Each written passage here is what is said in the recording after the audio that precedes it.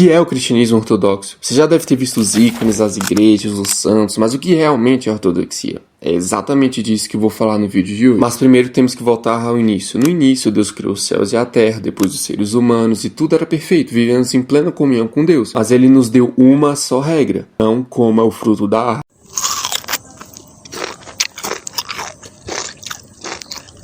E depois disso, o caos chegou na terra e fomos expulsos do paraíso. Mas Deus sempre amou a humanidade, mesmo no dilúvio preservou os justos. Só que a gente sempre traía a Deus e voltava, trocava ele por Deus e fajuto, se arrependia e voltava, enfim, era um ciclo. Então Deus nos prometeu um Messias, esse Messias era Cristo, seu Filho. Cristo veio, viveu uma vida perfeita, morreu e ressuscitou por nós. Mas Ele não nos deixou sozinhos. Antes de subir aos céus, deixou sua igreja. E no Pentecostes a igreja foi fundada. Cristo também deixou o Espírito Santo para guiar a igreja e não deixar ela cair em erro. A igreja então não foi uma invenção humana, ela é divinamente estabelecida e desde o início guiada pelo Espírito de Deus. Cristo é a cabeça da igreja, mas Ele também deixou os apóstolos, que eram bispos. Os apóstolos eram bispos. Eles tinham o propósito de evangelizar e ensinar a igreja. E os apóstolos deixaram seus discípulos também. Assim como Lucas era discípulo de Paulo, Clemente de Roma era discípulo de João e até escreveu aos Coríntios no primeiro século. Ou seja, nossa tradição está repleta de ensinamentos que vêm diretamente daqueles que caminharam com Cristo. Essa continuidade é o que chamamos de sucessão apostólica. Os apóstolos impuseram as mãos sobre os outros homens piedosos, ordenando os bispos para que a fé fosse preservada sem distorção ao longo das gerações. E esses bispos, sucessores dos apóstolos,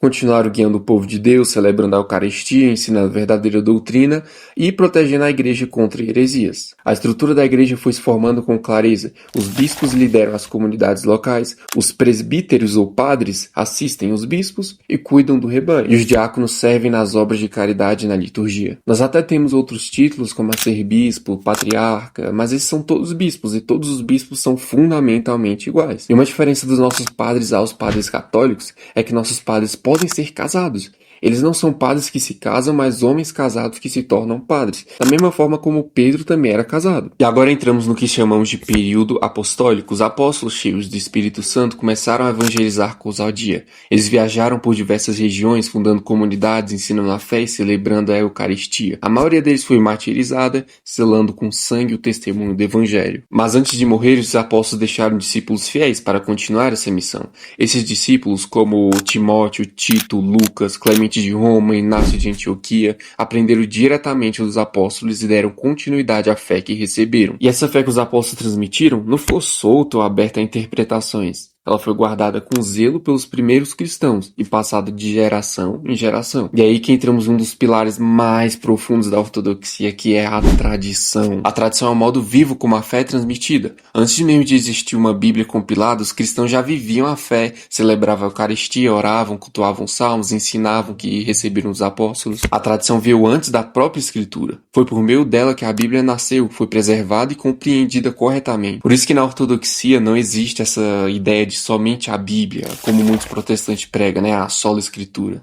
A tradição se manifesta de várias formas, nos escritos dos santos padres, na liturgia, nos hinos, nas orações, nas decisões dos concílios e, é claro, na sucessão apostólica. Os ensinamentos dos pais da igreja começam justamente aqui, nos séculos que seguem o período apostólico. São eles que ajudam a moldar, preservar e defender a fé diante das heresias e perseguições. E é por isso que nós não inventamos doutrinas novas a cada geração. Nós guardamos o que recebemos. É justamente por meio da tradição que a igreja enfrentou e superou as heresias que surgiram ao longo dos séculos. Afinal, quem pensa que pode interpretar tudo sozinho, sem a igreja, sem os santos, sem os concílios, acaba criando uma fé à sua própria imagem. E aí que entram os concílios ecumênicos, momentos em que a igreja, unida e guiada pelo Espírito Santo, definiu e defendeu a fé apostólica contra os erros que ameaçaram desviá-la. E o primeiro concílio ecumênico aconteceu em Niceia. O principal objetivo foi combater a heresia do arianismo, que negava a divindade de Cristo, dizendo que ele era uma criatura e não eterno como o Pai. O concílio respondeu de forma clara e firme: Cristo é consubstancial ao Pai, ou seja, da mesma essência divina. Foi ali que começamos a formular o credo ortodoxo, que professamos até hoje. E um detalhe curioso, ao analisarmos o cânone como sexto, vemos que Roma era reverenciada, não por uma autoridade suprema, mas porque ali morreram Pedro e Paulo, ou seja, ela era tida como a primeira entre iguais, ou seja, o Papa era apenas o patriarca de Roma, porque todos os bispos são iguais, como eu já expliquei. Já o segundo concílio aconteceu em Constantinopla, vai reafirmar a divindade do Espírito Santo contra a heresia dos macedônios. Nesse concílio, o credo foi ampliado, isso é importante. O credo só pode ser definido ou modificado no concílio ecumênico, algo que a Igreja de Roma contrariaria séculos depois ao adicionar sozinha a heresia do Filioque. E Constantinopla, por ser agora a capital do Império, foi reconhecida como a Nova Roma, ocupando o segundo lugar de honra entre os bispos, e o Ocidente não gostou nada disso, as tensões começaram a crescer. Já o terceiro concílio ecumênico aconteceu em Éfeso, e combateu a heresia do nestorianismo, que afirmava que Maria era apenas Christotokos, mãe de Cristo, apenas na sua natureza humana.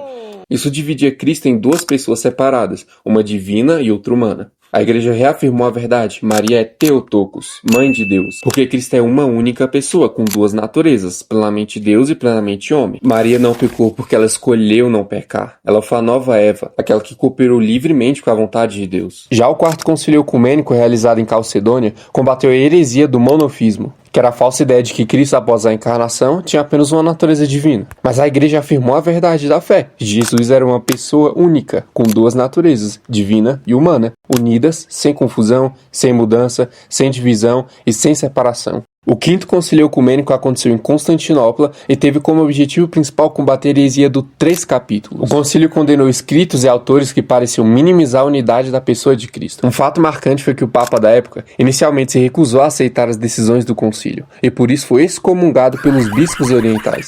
Eventualmente ele cedeu e aceitou os decretos. Já o sexto concílio ecumênico aconteceu em Constantinopla e combateu a heresia do monoteísmo, a ideia de que Cristo tinha apenas uma vontade, que era a divina. Essa heresia negava a plena humanidade de Jesus, pois uma vontade humana distinta é essencial para que ele tenha assumido verdadeiramente a nossa natureza. O concílio reafirmou a doutrina ortodoxa: Cristo possui duas vontades, divina e humana, em perfeita harmonia. E mais um fato extremamente relevante é que o Papa Honório foi condenado por ter apoiado essa heresia em uma de suas cartas. Além disso, o concílio foi realizado sem a necessidade de aprovação papal, reforçando a verdade de que a autoridade da Igreja não depende de Roma. Já o sétimo e último concílio ecumênico aconteceu em Niceia e combateu a heresia da iconoclastia, que era a rejeição e destruição das imagens sagradas. A Igreja afirmou a legitimidade dos ícones, pois Cristo, sendo Deus encarnado, tornou visível o invisível. Negar isso era, na prática, negar a encarnação. Os ícones não são meras decorações, mas janelas para os céus, que nos colocam diante da beleza divina e nos ajudam a rezar com os olhos e com o coração. Como diz São João de Damasco, não adoro a matéria, mas o Criador da matéria, que por minha causa se fez matéria, e dignou-se a habitar na matéria, e por meio da matéria realizou a minha salvação. E agora a gente entra no grande cisma de 1054, que foi o rompimento oficial entre a Igreja do Oriente e a do Ocidente. Por séculos, diferenças culturais e linguísticas, como o uso do grego no Oriente e do latim no Ocidente, dificultaram o entendimento mútuo. Mas o que realmente agravou a ruptura foi o crescimento da autoridade papal no Ocidente e a inserção do filioque no credo, por parte dos católicos, sem um concílio ecumênico. E além disso, surgiram práticas diferentes. O celibatário obrigatório para padres, o uso de pão sem fermento na Eucaristia e a doutrina do purgatório começaram a se espalhar no Ocidente, sendo que contradizia o que os padres da Igreja falavam. E tudo isso contribuiu para a separação, que é onde entramos nos pilares da ortodoxia. São Fócio, patriarca de Constantinopla, foi uma das vozes mais firmes da defesa da ortodoxia no século IX. No chamado Oitavo Concílio Ecumênico, ele rejeitou a heresia do filioque e a autoridade universal do Papa. E só mais um fato interessante foi que o Papa João aprovou a condenação do filioque e reafirmou o credo original. Isso foi um ato doutrinal claro assinado por Roma. Mas depois da morte de João, Roma mudou de ideia sobre o que havia confessado. Voltou ao filioque e séculos depois declarou no Vaticano I o dogma da infalibilidade papal, dizendo que o Papa é infalível em doutrina. Isso é uma das refutações básicas sobre o dogma do Vaticano I. Ou o Papa João estava certo e os papas modernos são hereges, ou os papas modernos estão certos e o Papa João é o herege. Mas de qualquer forma, a infalibilidade papal cai. Eija! Meu Deus do céu! Com firmeza e sabedoria, Fócio protegeu a fé apostólica contra as inovações do Ocidente, sendo lembrado como um verdadeiro pilar da ortodoxia, porque tudo o que ele fez foi justamente defender o que a Igreja sempre acreditou. Agora, São Marcos de Éfeso, ele foi a última muralha da ortodoxia no Concílio de Florença. Enquanto quase todos os bispos do Oriente cederam às pressões políticas e promessas de ajuda militar de Roma, ele foi o único a resistir. Rejeitou o filioque, a supremacia papal e a doutrina do purgatório, tudo o que distorcia a fé apostólica. Sem ele, a ortodoxia teria teria sido engolida pela heresia. E o último, é claro, que é São Gregório Palamas, que foi um verdadeiro guardião da ortodoxia. Foi ele que desenvolveu essa doutrina aí, que é a oração do coração, centrada na oração de Jesus, que é: Senhor Jesus Cristo, Filho de Deus, tenha piedade de mim, um pecador. Ele também mostrou que é possível experimentar a luz incriada de Deus, não com a mente, mas com a pureza do coração e a prática da oração incessante. E é aqui que ele nos introduz a doutrina da theosis, que é a verdadeira participação do homem na vida divina, pela graça. Ou seja, percebemos que todos os nossos pilares,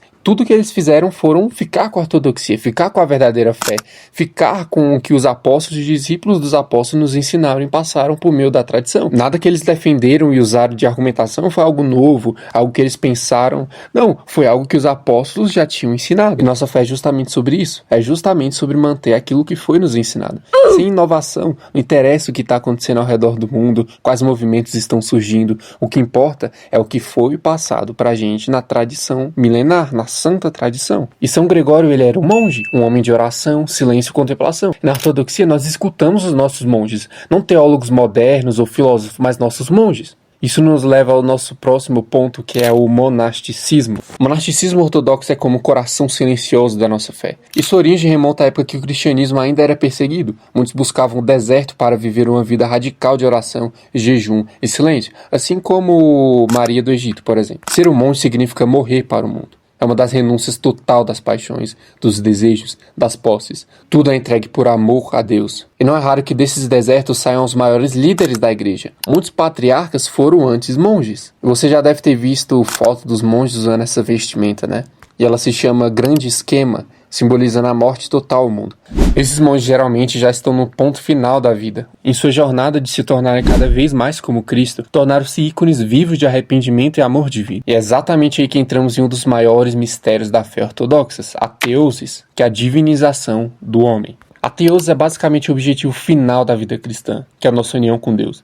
Não significa nos tornarmos deuses por natureza, como se fôssemos iguais a eles, mas sim por graça, participando da sua vida, sem deixarmos de ser criaturas. Cristo se fez homem para que nós pudéssemos se tornar como Deus. Mas essa união não acontece de forma automática. Ela exige uma vida de arrependimento, humildade e constante luta. É um caminho de transformação real, onde a graça age, mas não sem a nossa cooperação. É um processo de nos tornarmos retos ao coração de Deus. E uma maneira de fazer isso é por meio da adoração, assim como Davi. A adoração é uma resposta natural ao amor de Deus. E nosso corpo, especialmente a voz, é um instrumento perfeito para isso. Com ela louvamos, oramos, cantamos hinos e salmos, unindo mente, alma e corpo num só ato de entrega. É por isso que adoramos principalmente aos domingos, o dia da ressurreição. Na divina liturgia de São João Crisóstomo, o céu toca a terra. Não uma simples reunião, mas o próprio reino de Deus presente entre nós, com os santos, com os anjos, com toda a igreja em comunhão. Na ortodoxia nós também temos os 7 sacramentos, que é o mesmo que os católicos têm, só que a gente faz de forma diferente, é claro. Na ortodoxia batizamos os nossos bebês. É um sacramento de entrada na vida em Cristo. Jesus mandou fazer discípulos de todas as nações e batizar toda a casa, e isso incluía os pequenos. Desde o início a igreja sempre fez assim. Nós não só batizamos, como crismamos eles, confirmamos eles como os pertencentes de Cristo, como membros de sua igreja. Isso acontece imediatamente após o batismo. Também permitimos a comunhão deles, o que os católicos já não fazem. Mas Cristo disse para deixarmos as crianças irem até ele. Acreditamos na real presença da Eucaristia, por isso fazemos com o pão e o fermento juntos, para que o corpo de Cristo não seja desperdiçado. E o pão é com fermento, é claro. Mas não são meramente pão e vinho, mas o literal corpo e sangue de Cristo. O quarto sacramento é a confissão.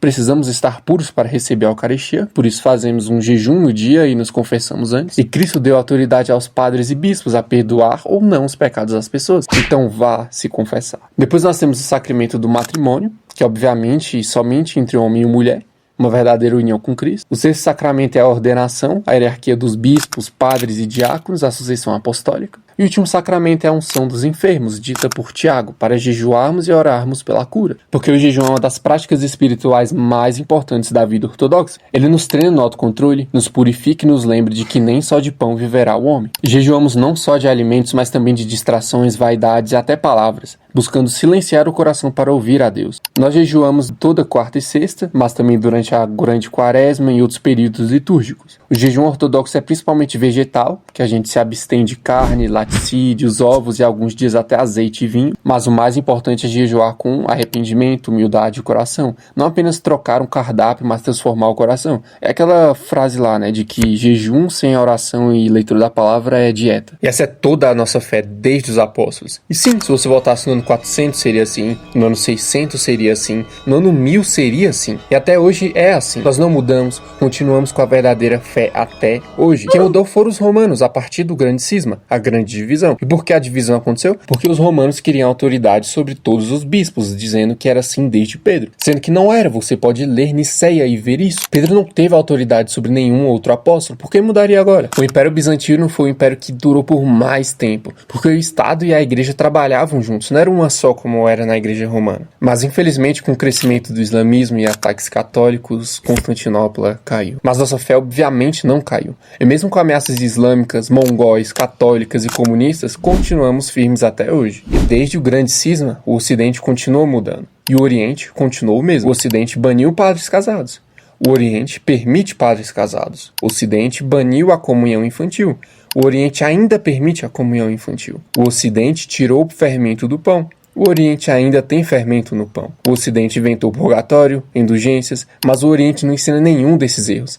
Aí Lutero descobre todos esses abusos e erros e cria o protestantismo, que deu início a todas essas dominações protestantes. Mas enfim, a ortodoxia está crescendo. Está por todo o mundo. Mesmo sendo tão perseguidas por comunistas e islâmicos, sempre se sai mais forte. A ortodoxia é a forma mais original do cristianismo, sem mudança doutrinal ou qualquer alteração. É ortodoxo, mas não judeu. É católica, mas não romana. É evangélica, mas não protestante. É sem denominação. É anterior a qualquer denominação.